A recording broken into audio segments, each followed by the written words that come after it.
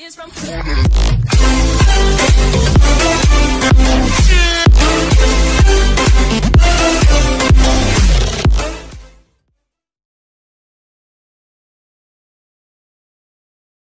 नमस्कार बच्चों, मैं सुभाषा तिवारी ऑनलाइन क्लास में आप सभी को स्वागत करती हूँ।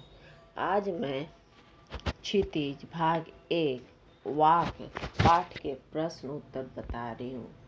तो पहला प्रश्न है, रस्सी यहाँ किसके लिए प्रयुक्त हुआ है और वह कैसी है? रस्सी शब्द का प्रयोग मनुष्य के सांस या प्राण के लिए हुआ है, जिसके सहारे वह शरीर रूपी नाव को खींच रहा है। रस्सी अत्यंत कमजोर है, वह कब टूट जाए कुछ कहा नहीं जा सकता है। दूसरा प्रश्न देखिए, कवयित्री द्वारा मुक्ति के लिए किए जाने वाले प्रयास व्यर्थ क्यों हो रहे हैं? कवयित्री सांसारिक तथा मोह के बंधनों से मुक्त नहीं हो पा रही है। ऐसे में वह प्रभु भक्ति सच्चे मन से नहीं कर पा रही है। जैसे कच्चे मिट्टी के कटोरे में रखा पानी ज्यादा देर तक ठहर नहीं पाता, उसी प्रकार कवयित्री के प्रयास अभी कच्चे हैं, इसलिए उनके द्वारा मुक्ति के प्रयास भी विफल होते जा रहे हैं। यानी अभी वह सच्चे मन से ईश्वर की भक्ति नहीं की है।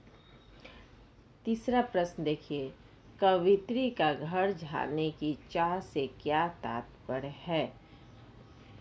उपर्युक्त काव्य पंक्ति में घर जाने की चाह से कवयित्री का तात्पर्य इस संसार से मुक्ति पाकर प्रभु के पास जाने से है। कवयित्री ने प्रभु के घर को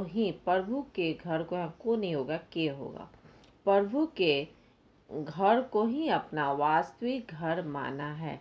बच्चों, एक बात मैं बोलना चाहती हूँ, मेरे YouTube को आप लोग लाइक कीजिए, सब्सक्राइब कीजिए, भाव स्पष्ट कीजिए। जेब टटोली कौड़ी न पाई। कवयित्री कहती है कि संसार में आकर वह सांसारिकता में उलझ कर रह गई है। अंत समय में जब वह जेब टटोली तब कुछ भी हासिल न हुआ, अर्थात जीवन के अंतिम समय में कवयित्री आत्मचिंतन की तो वह पाई कि अपना सारा जीवन व्यर्थ बर्बाद कर दी। अब उसे चिंता सता रही है कि भव सागर पार करने वाले माझी अर्थात ईश्वर को उत्तराई के रूप में क्या देगी। दूसरा प्रश्न देखिए, खा खाकर कुछ पाएगा नहीं, न खाकर बनेगा अहंकारी। प्रस्तुत पंक्तियों में कवयित्री मनुष्य को ईश्वर प्राप्ति के मध्यम मार्ग अपनाने को कह रही है।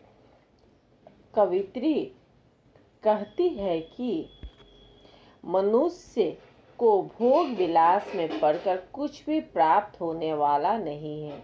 मनुष्य जब सांसारिक भोगों को पूरी तरह से त्याग देता है, तब उसके मन में अहंकार की भावना पैदा हो जाती है। अहंकार रहित होकर माया मोह से विरक्त रहते हुए ईश्वर प्राप्ति का प्रयास करना चाहिए। यानी अपने मन में न ज़्यादा अहंकार रखना चाहिए और न ज़्यादा माया मोह से प्रेम करना चाहिए, तभी ईश्वर की प्राप्ति हो सकती है। पांचवा प्रश्न देखिए, बंद द्वार की साकल खोलने के लिए लल्लद ने क्या उपाय सुझाया है? बंद द्वार की साकल खोलने के लिए कवयित्री ने निम्नलिखित उपाय अपनाने का सुझाव दिया है। भोग विलास और त्याग बीच संतुलन बनाए रखना। मनुष्य को सांसारिक विषयों में न तो अधिक लिप्त और न ही उससे विरक्त होना चाहिए, बल्कि बीच का मार्ग अपनाना चाहिए। नेक्स्ट प्रश्न देखिए, पर उसका और उत्तर देखिए, वो तो पहला था। दूसरा देखिए, प्रभु की सच्ची भक्ति करनी चाहिए। मनुष्य को अपने हृदय में सभी के प्रति समभाव रखना चाहिए। छठा प्रश्न देखिए, ईश्वर प्राप्ति के लिए बहुत से अधिक हठयोग जैसी कठिन साधना भी करते हैं, लेकिन उससे भी लक्ष्य प्राप्ति नहीं होती है।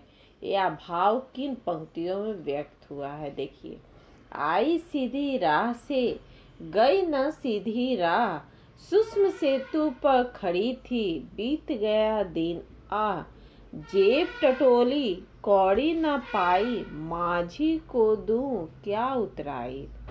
सातवां नंबर प्रश्न देखिए, ज्ञानी से कवित्री का क्या अभिप्राय? कवित्री के अनुसार ईश्वर का निवास हर एक कण कण में है, परंतु मनुष्य इसे धर्म में विभाजित कर मंदिर मस्जिद में खोजता फिरता है। जो अपने अंतःकरण में बसे ईश्वर के स्वरूप को जान सके वही ज्ञानी कहलाता है। वही ज्ञानी परमात्मा को प्राप्त करता है। तात्पर्य यह है कि ईश्वर को अपने हृदय में ढूंढना चाहिए और जो उसे ढूंढ लेते हैं वही सच्चे ज्ञानी हैं। अब रचना और अभिव्यक्ति का प्रश्न देखिए। हमारे संतों भक्तों महापुरुषों ने बार बार चेताया है कि मनुष्य में परस्पर किसी भी प्रकार का कोई भेदभाव नहीं होता है, लेकिन आज भी हमारे समाज में भेदभाव दिखाई देता है। आपकी दृष्टि में इस कारण देश और समाज में क्या हानि हो रही है? आपसी भेदभाव के कारण समाज और देश में शत्रुता, भय, संदेह और अंधविश्वास बना रहता है। इस कारण समाज आपस में बंट रहा है। आपसी भेदभाव को मिटाने के लिए अपने सुझाव दीजिए। आपसी भेदभाव को मिटाने का सबसे अच्छा उपाय है उन बातों की चर्चा न करें जिससे भेदभाव बढ़े। एक दूसरे की भाषा को, उनके उत्सव को, उनके रहन सहन को अपनाएं। तो बच्चों, यह था वाक्य के प्रश्न उत्तर। आशा है कि इस प्रश्न उत्तर से आप लोग को लाभ होगा। मेरे वीडियो को लाइक कीजिए, सब्सक्राइब कीजिए। धन्यवाद।